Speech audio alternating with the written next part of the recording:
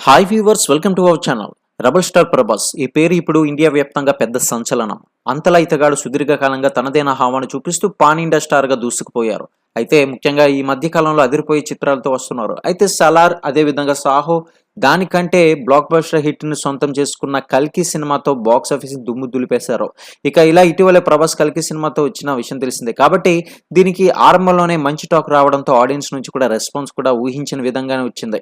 ఇక అందుకు తగ్గట్లుగానే భారీ కలెక్షన్స్ అయితే అందుకుంది. ఇక ఈ నేపథ్యంలో మొదటి నుంచి ఇంతవరకు కూడా వచ్చిన కలెక్షన్స్ ఎంత వచ్చింది ఏంటనే పూర్తి సమాచారం ఛానల్లో ఇవ్వడం జరిగింది. ఎవరైనా మిస్ అయినట్లయితే ప్రతి ఒక్క అప్డేట్స్ ని ఫాలో అవ్వండి.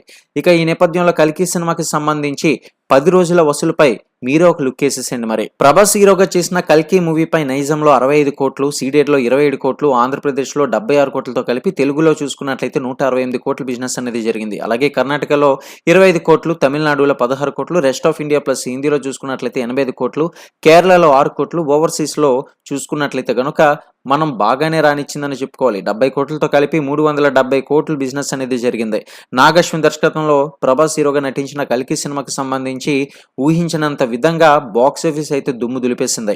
ముఖ్యంగా 15వ రోజు కూడా ఈ చిత్రం డౌన్ అయినా కూడా మంచి రెస్పాన్స్ ని దక్కించుకుంది. ఫలితంగా తెలుగు రాష్ట్రాల్లో 1.50 కోట్లు రాబట్టింది.